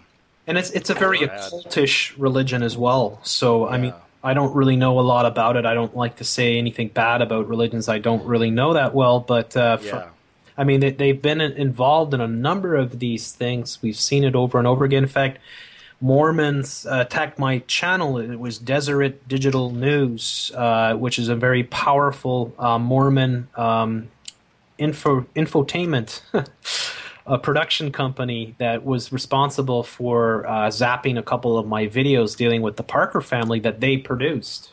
Wow, I didn't know that. Yeah, so I'm not surprised when I see Mormons. I think also with the Jewish Center shooting, there was Mormons involved in that one as well. Mindy Corporon. There's been a lot of this. I mean, I think that the interesting thing I said this to Red Pill before, and we were talking about it, and I put it up in a video, is that the reaction to the people. Now, we often go to this source called Mail Online, right, which I think most people are familiar with. Yeah. Red Pill calls it Hoax Online. I think is a very apt name, but they really cover these stories, and they usually tend to be like the People magazine of false flags and hoaxes, where they have all the photos and all the anecdotes and side stories and all this. So what I noticed right away was interesting because I saw a lot of people leaving comments, like the top comments, which is very uncharacteristic for this particular paper. Was that people were like, this is no way for someone to be acting. There's something extremely wrong with this event. I do not believe this girl has lost her family, the way that they're acting. So, and I made a video pointing that out, and I said, look at these comments, and they're getting, hundreds and hundreds of thumbs up, and people agreeing and stuff like that. Well, wouldn't you know it, a few hours later, all those comments have been erased, right, from the Mail Online. So, another example of how they censor any critical thought, which we know all too well. So there's so many things. Another thing that I should mention as well, dealing with this, was just using common sense. If you think about the timeline, now the Ron Haskell guy, who's a big fat bearded guy, I think he's about 30 years old, tied up all the family members, executed them all to the back of the head. Although obviously didn't finish off Cassidy Stay. And then he got in his car and he was on his way to his grandparents' house. Now, I've checked this out online, did the map quest, and checked the distance. The distance between the house where the murders were committed and the grandparents' house of the same family is about 10-minute drive.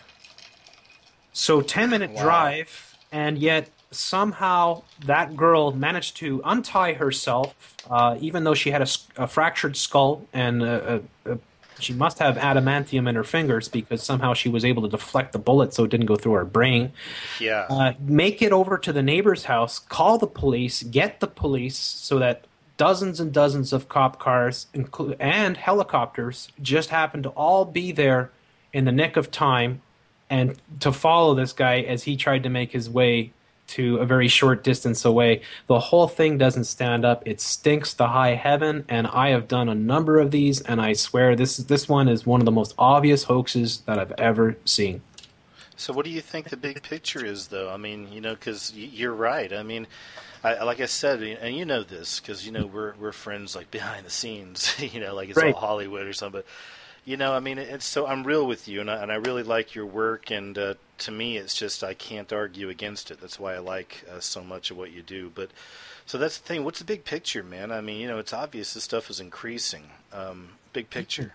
To me, there's a number of things. Now, the first and foremost is always gun control, okay? Because for the New World Order, gun control is a must. And we have seen it. I have covered a number of these events, especially over the last 6 months. And I can think of the Elliot Rodger whole Hollywood production, which was 100% hoax, in Santa Barbara, Isla Vista. And then, of course, recently in Canada, the Moncton shooting. And with all these events, gun control was at the forefront. So with the Elliot Rodger shooting, California immediately came out with these proposals, crazy proposals. There was this AB 1014, which is one of the creepiest, most Orwellian things I've ever heard. It was a bill which they're going to try to pass in California, which already has the strictest gun laws in all of the United States. And this bill would entitle anyone to squeal on anyone else. It didn't matter if you're related or you know them or you work with them or whatever. You could squeal on that person, and you could go to the authorities and say this person has guns and they should not be trusted, and on that alone, the government would come and seize all your guns.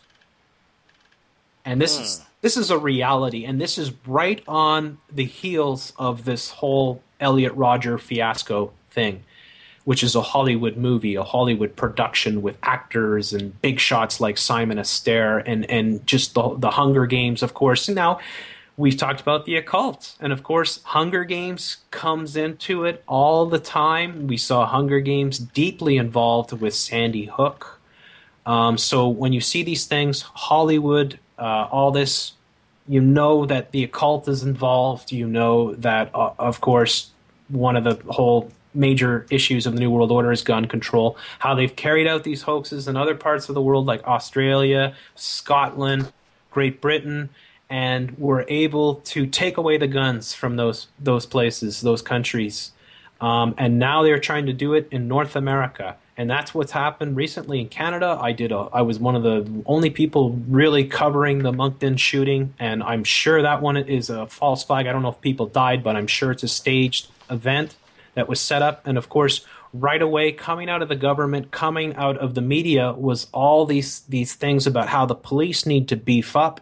They're not equipped to be able to deal with this. And we're talking about a town in Moncton, which has about 140,000 people, in which one person gets shot like every 4 or 5 years, right?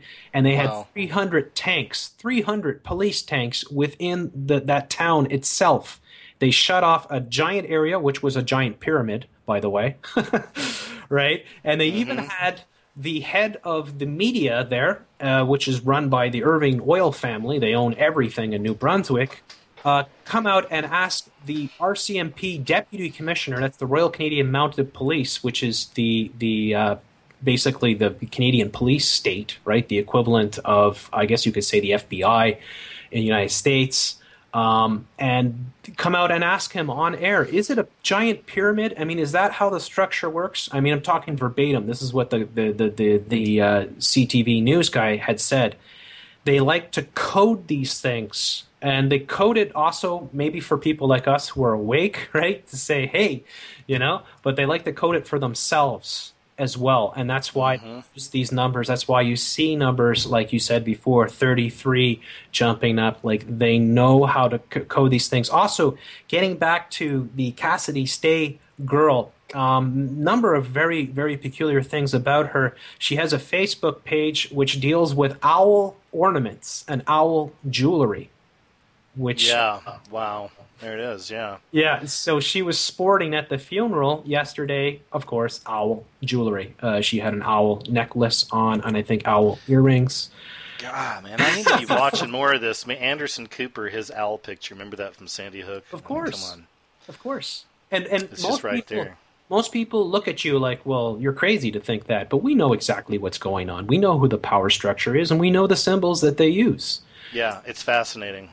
So yeah, very, very fascinating. Of course, the hashtags are all there, and I was talking about this before as we were doing a group discussion about how, they went from Boston Strong to Moncton Spirit to now it's Stay Strong, hashtag, right? And of course they had the T-shirts ready, just like Not One More. I left out that one, of course. That's probably one of the biggest one. Not One More, which is the hashtag from Mr. Richard Martinez, the father of the victim there from the Santa Barbara hoax, who went on and is on a crusade. And wouldn't you know it, KJ, guess who he happens to be crusading with? Who? Erica Lafferty, who... Lafferty, I love the name. It's a great name. People might know her better as the daughter of Don Hochsprung, who was the alleged principal of Sandy Hook, right? They're all connected. And that's what we see covering these things, because we see the connections. We put them together. We see how it's all there and the occult symbols and everything. And unfortunately, the average person out there doesn't have the knowledge that people like us do, especially yourself when it comes to the occult, that you can see how these things are being coded. And I'm sorry.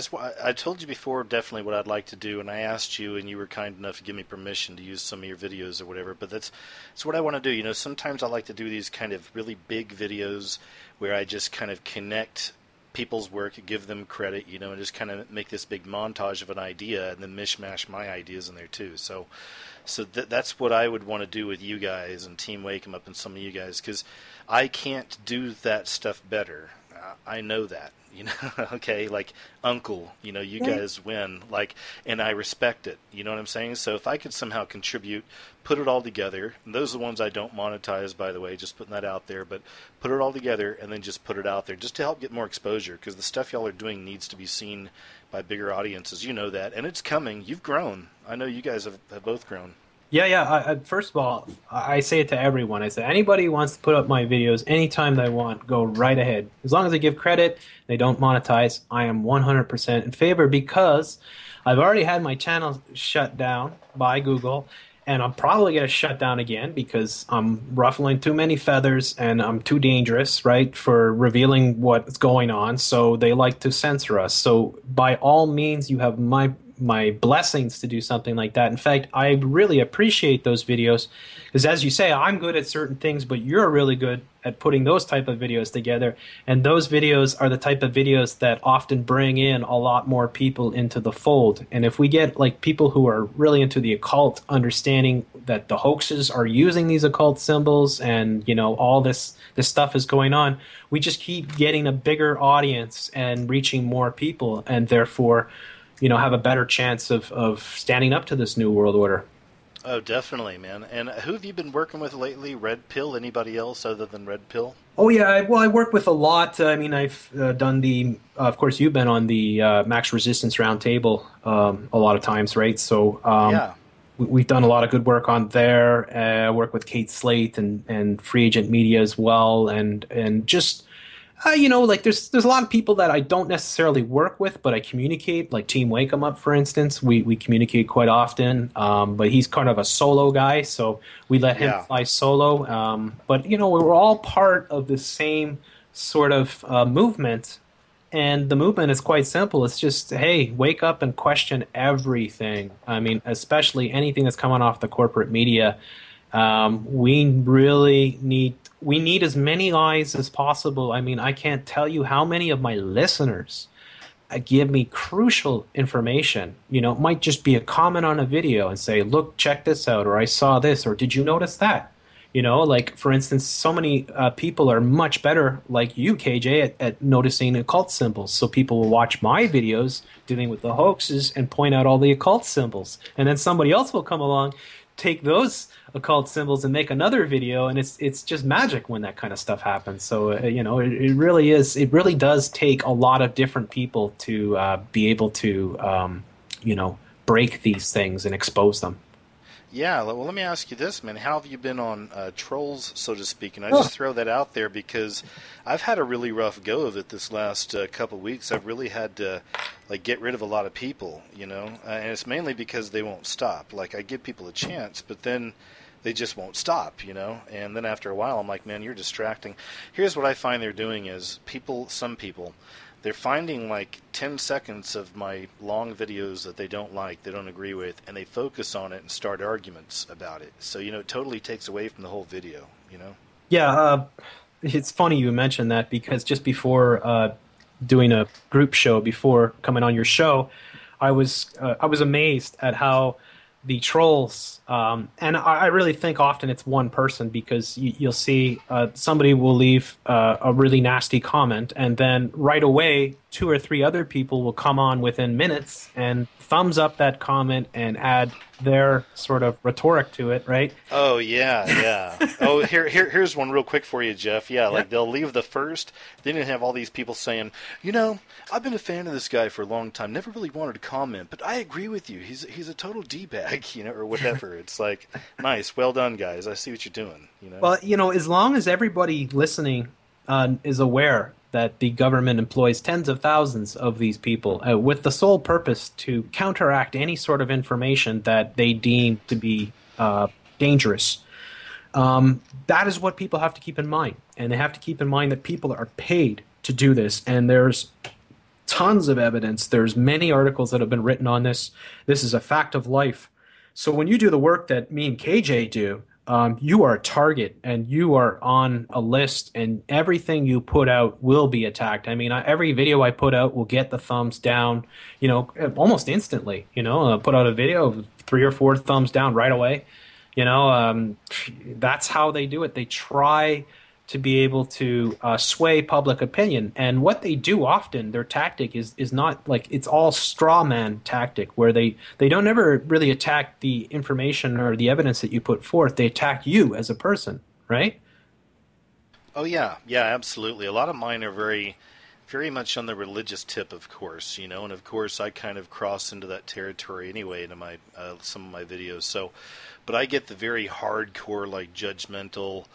You know what I mean? I have a backup channel, a new one called KJ Ozborne. I've been doing videos over there. I'm trying new things over there.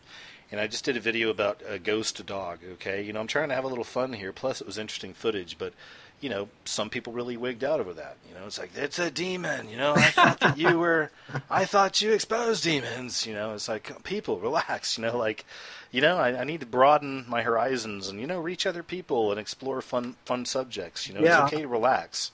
I have to admit, sometimes, I know that I upset the apple cart. My listeners, I'll do videos. For instance, I did Leanne Macabooby's video. It was great.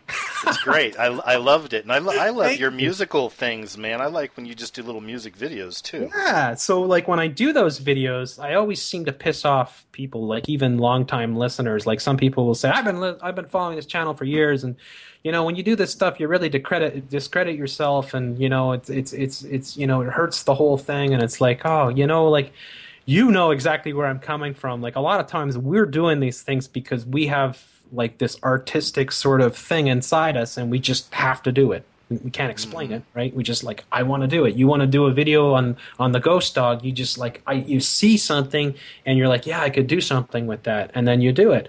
And then, other people will come in. Of course, we have the shills. So when I make the difference between the shills and the difference between, listeners who, will turn on you because somehow you've really, You sold out, or I thought you believed in Jesus. It's like, people, relax. Yeah. You get. I've had it all. I mean, I've seen it all. I've it's kind of sad because I think a lot of the people that used to listen to me, I don't see their comments anymore. So I feel a little bit bad, but yet I'm more popular than I ever was before. So I get all these new people. So I know I piss off people with some of the work I do. I know, for instance, when I did Macaboobies, I knew when I was doing the video, put it up, I knew a lot of people would take it the wrong way, or maybe not so much take it the wrong way, but just not like it, right? And think it's a harsh truth, man. Yeah, it's a harsh truth. So Go ahead. Yeah, I had to put a video up explaining why I did the video. I saw that. Yeah, I saw both of those, man. But you're onto something, because I remember seeing an interview way back, like right when she kind of joined the team. Like there was that whole point where he had a big flood of young new reporters coming in. You know, you remember that, right? Like a year of it. Yeah. So Jakari Jackson's been there for a while. But anyway, so I saw a few things back behind the scenes, you know, with the new people, and just the way the Alex Jones. I mean, again, I haven't really listened to him in a while, and I thank him for opening my eyes to all this stuff, but I don't listen as much. And he's a man. We're all men, and she's a beautiful girl, you know. Mm-hmm. But even the behind the scenes things, I could tell, like it was like he was kind of creeping on her just a little bit, you know. And I mean, I can't blame the guy exactly, but then it's like he knows what he's got there. You know what I mean? He knows what he's got. Exactly. I think I've had InfoWars former employees contact me and tell me things, right? And are you serious? Cool. Yeah, absolutely. And one thing that people don't know about InfoWars is that everyone that works there has to sign non-disclosure agreements. And they're the strictest of the strict. Like compared to even like ABC or CNN, they're much stricter. And you could find this out just by going on YouTube and looking up David Ortiz and some of the other ones that worked for him before, and they'll tell you, like, they can't say anything, but they'll tell you, like, you wouldn't believe the secrecy that's involved in the InfoWars operation. Like, most people don't even know where it is. It's in Austin, but nobody knows where it is. It's very secretive. They have connections to Stratford. There's all kinds of things. So I don't, I'm like you. I very rarely watch InfoWars. It's funny, though. I do find myself clicking on those Leon McAdoo. Sure do. Right, you know? Yeah. And I think that's why I did that one, is because it was just like, it was so obvious to me what they were doing. And I think Leon McAdoo's a fine reporter. I think she does a great job. But I think at the same time, you know, they're obviously trying to bring in the male audience, and it's a bit cheap when you do that. I mean, there's a way to do it and still remain respectful, but then there's a way to be obvious about it and just go for the views. And one thing that I would say to people that question that video would say, just go and look at those original videos, and if you can find one comment on those videos out of the hundreds that are there that do not mention boobs, I'll give you, $1,000. Seriously, and I know what you mean. Like, I mean, they're decent enough filmmakers. Alex Jones has made so many movies, so they can frame it the right way. He could even just have that talk and be real with her and say, "Look, obviously you're a beautiful girl, and you know this. So like maybe we're going to frame this a certain way. Maybe we'll have you wear certain colors. Are you okay with that? I don't want that to be offensive. You know, I mean, that's kind of the way I would think you could approach that, maybe." Yeah. I think it's a very conscious decision by them, and I think they know exactly what they're doing. And it's okay. You could do it. I'm just gonna call you out. If you don't mind me calling you out, I don't mind you doing it.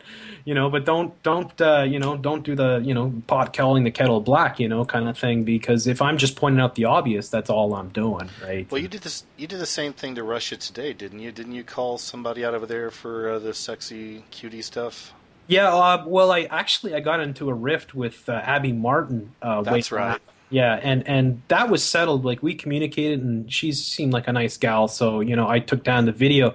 But I did look into RT, and I said, look at the method that they use. I mean, every one of their reporters, pretty much, if you look on their page, is a knockout, Totally, so, yeah. I'm not complaining because I'm a heterosexual guy, and yeah, I like to look at pretty girls, but you know what they're doing, right? And that's just what they're doing. So I don't think there's anything necessarily wrong with doing that, but I don't think it's necessarily all that right as well. So it's one of those things. You are trying to bring in people by using sex, basically. Titillation, yeah, exactly. No pun intended, or was there? But I want to say, though, man, unfortunately, this hour already went up. It's crazy. It's been awesome talking to you, but it went so fast. I got about a minute left here, man. So anything that you want to throw out to us, anything you'd like to plug, tell us about anything you're working on, go ahead. Oh, well, thank you. Yeah, you could just check out my YouTube, Free Radio Revolution, and I'm always working on different things. I've done a lot of work on false flags, so if you want to look up false flags and hoaxes, it's a good place to go. You'll also find a lot of other channels that I put up that also have good information, just like Scariest Movie Ever. So, yeah, and I'm going to be working on a lot of different things. I'm going to continue to look into the MH17, and of course, I will continue with this Houston story and whatever latest hoaxes pop up. Awesome, Jeff. Yes, well, thank you so much. Dude, man, you're welcome. We'll definitely stay tuned to your channel. Of course, obviously, I love your work, and it's always a pleasure to talk to you. We'll do it again soon. I wanted to have you on here, and like Casey and Aaron and some of you guys, so we'll work something like that out soon. But take care of yourself, man, and I'll see you on YouTube, okay? Awesome, dude. Thank you so much. All right, see you later. Bye-bye. Bye. All right, guys, there we go. That was a pleasant talk. A great 2 hours, I think. So thanks so much for joining me tonight, you guys. Once again, this is KJ Ozborne with Rigged Reality Radio, your alternative to the alternative media. And we'll see you here next week, same time. Take care.